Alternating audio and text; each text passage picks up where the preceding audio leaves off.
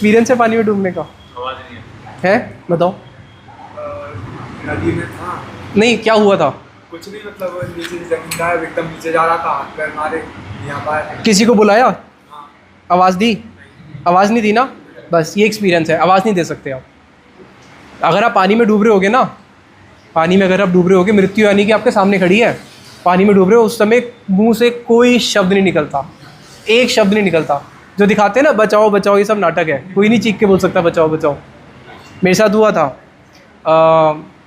जगन्नाथपुरी में था मैं, तो वहाँ पे हमारे गुरुदेव ने 32 टाइम्स पूरे विश्व का ट्रैवल किया था।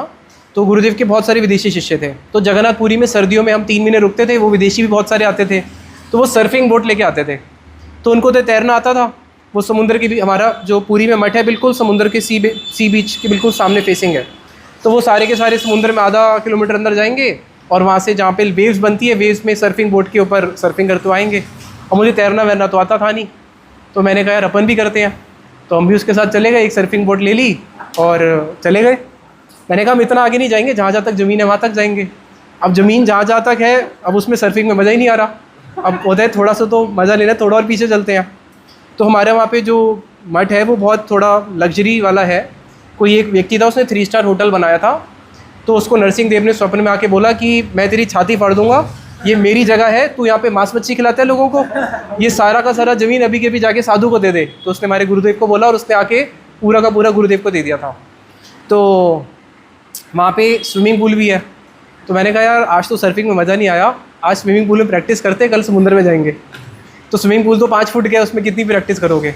उसमें जब प्रैक्टिस करी 5 मिनट तक देखा पैर तो नीचे नहीं गए ना, यानी कि मैंने तैर लिया। तो मैंने कहा ठीक है तैर लिया, अब कल समुद्र में जाके तैरेंगे। अब यहाँ पे तो कॉन्फिडेंस था ना कि 5 फुट में नीचे ज़मीन है, अब वहाँ पे तो कुछ कॉन्फिडेंस ही नहीं है। अब यहाँ तक चला गया, मैंने कहा चलो थोड़ा और आगे जाते हैं, अब तो पैर ऊपर करने की आदत हो ही गई है। और सर्फिंग बोर्ड के साथ में ना एक वो होता है, बैंड होता है जो अपने हाथ में बांधा होता है। तो एकदम से एक वेव आई, वो वेव आई तो नीचे से ज़मीन गायब। जैसी ज़मीन गायब, मैं स्विमिंग भी भूल गया जो सीखी थी आधा घंटा लगा के। मैंने कहा भाई अब तो गए। और फिर दूसरा मेरे पास क्या था कि मुझे तैरना आता है, कि मैंने सीख लिया थोड़ा बहुत, पानी गायब हुआ तो थोड़ा सा आगे जो आके वापस ज़मीन आ जाएगी, थोड़े में क्या फ़र्क पड़ रहा है। दूसरा क्या था कि हाथ में तो बैंड है ना, तो हाथ में तो बैंड है, तो अगर कुछ हो भी गया सर्फिंग बोर्ड को पकड़ के रहेंगे, डूबेंगे नहीं।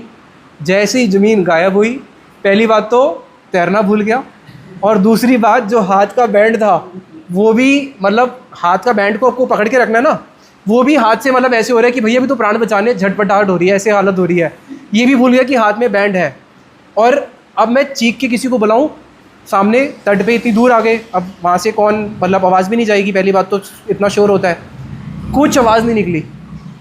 मैंने कहा भाई अब तो हो गया जयराम जी की, अब तो भगवान को याद करो, जो थोड़ा बहुत सुना है तब भगवान को याद करते हैं, भगवान ने बचाना होगा तो बचाएंगे, कोई उम्मीद तो है नहीं बचने की। मैंने कहा लेकिन यार जैसे ही भगवान को याद करना शुरू किया तो थोड़ा सा चित्त थोड़ा सा शांत हुआ, मतलब थोड़ी सी बुद्धि आई कि हाँ, मतलब विवेक शक्ति चली गई थी, थोड़ी सी बुद्धि आई कि हाँ एक उपाय है, बच सकते हैं।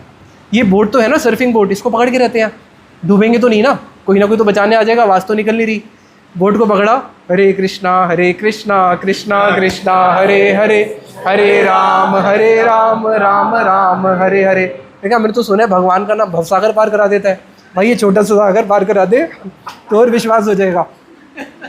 अब उतने में क्या हुआ, जैसे जैसे लहर आ रही है, अब मेरे पैर के नीचे ज़मीन नहीं है, पतली सी बोट है, उसको लेके खड़ा हुआ हूँ और लहर में आगे पीछे होते जा रहे हैं। अब हो क्या रहा है, जैसे जैसे लहर आ रही है मैं सोचता हूँ मुझे थोड़ा आगे धक्का देगी, मैं आगे जाने का प्रयास करता हूँ और पीछे जा रहा हूँ। अब और पीछे पहले तो ये था कि चलो जहाँ तक ये है इतने तक जाना है। अब अगर आपके पैर के नीचे ज़मीन नहीं है, जहाँ पे ये खड़े हैं, आप यहाँ तक भी नहीं जा सकते क्योंकि आप कॉन्फिडेंस लूज़ कर चुके हो।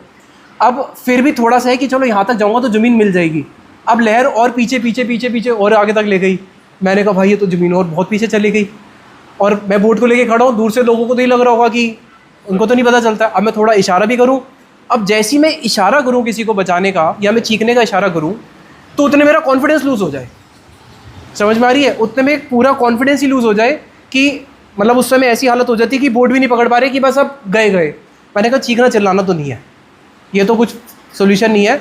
बोट को ही पकड़ के रखते हैं और हल्का हल्का ऐसे कुछ इशारा करते हैं, कोई शायद समझ ले, चीख तो सकते नहीं है। फिर उतने में क्या हुआ, पीछे से एक बड़ी तेज की वेव आई और जो मुझे चाहिए था सर्फिंग, उसने बढ़िया से सर्फिंग करा के तट पे छोड़ दिया। अब बताओ मैं दोबारा जाऊँगा? दोबारा जाने का प्रयास भी करूँगा? उस दिन से फिर मैंने संन्यास ले लिया सर्फिंग बोर्ड से। जैसे सचिन ने संन्यास लिया था ना क्रिकेट से, मैंने कहा भैया सर्फिंग बोर्ड से संन्यास, जितना शौक था पूरा हो गया। ठीक है, तो अब आप बताओ, यही संसार है। हमें लगता है कि संसार में हमें बहुत सुख मिलेगा, सुख मिलेगा, सुख मिलेगा। मुझे कौन सा सुख लेना था? सर्फिंग बोर्ड का। और क्या सुख मिल गया? साथ में दुख और सुख। तो इस जगत में केवल यही सुख और दुख के जीव अंदर, उसके अंदर पड़ा रहता है। इस जगत के जितने भी सुख है उनके साथ सब में दुख लगा हुआ है, लेकिन ये समझ में नहीं आती। तो यहाँ पे वो प्रार्थना कर रहे हैं, तोमा बिना केहो नहीं ए दास से उद्धारे। अब जब आप वहाँ पे डूब रहे हो, उस समय आपको पता है कि मेरी रक्षा केवल कौन कर सकता है? अगर कोई वहाँ पे बोट में आ जाए, मेरी रक्षा तो वही कर सकता है ना, और तो मेरी कोई रक्षा नहीं कर सकता। तो इस भव सागर में जहाँ हम पड़े हुए हैं, जन्म मृत्यु के भव सागर में, हमारी रक्षा कौन कर सकता है? इस जगत के जीव तो सभी जन्म मृत्यु में पड़े हुए हैं, क्या वो हमारी रक्षा कर सकते हैं क्या? जो खुद ही संसार में डूब रहा है जन्म मृत्यु की, वो हमारी क्या रक्षा करेगा? हमारी रक्षा केवल वो कर सकते हैं जो उस जगत का व्यक्ति हो, यानी कि उस जगत का भगवान का कोई परिकर या फिर स्वयं भगवान।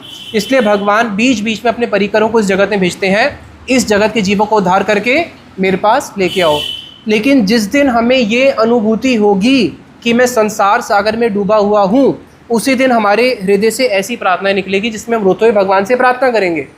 अब कोई संसार सागर में डूब रहा हो, भौतिक सागर में डूब रहा हो, नाव वाला वहाँ उसको बचाने के लिए आए, वो क्या बोलेगा? भाई मेरे को थोड़ा खाना खिला दे। क्या बोलेगा? भाई मुझे बचा दे। ये तो बोलेगा मुझे यहाँ से बाहर बचा दे। तो उसी प्रकार से जब जीव को ये समझ में आता है कि मैं इस जन्म मृत्यु के सागर में पड़ा हुआ हूँ, दिखता है नहीं दिखता? बताओ, हम जन्म मृत्यु के सागर में पड़े हैं, इसको देखने के लिए क्या कोई टेलीस्कोप की जरूरत है क्या? ये तो क्लियर दिखता है। दिन रात जीवों की मृत्यु हो रही है, दिन रात जीव जन्म भी ले रहे हैं। इसको मृत्यु लोक बोला ना। तो जब इस मृत्यु लोक में सब लोगों की मृत्यु हो रही है, हम कोई क्या लाइफ इंश्योरेंस करा के आए हैं कि हमारी मृत्यु नहीं होगी? सबकी मृत्यु होनी है। तो इस जन्म मृत्यु से बचने के लिए जिसके हृदय में विवेक जागता है, बताया वो ही बुद्धिमान व्यक्ति है, और वही फिर भगवान की शरण ग्रहण करता है। निताई गौर प्रेमानंदे हरि हरि बोल।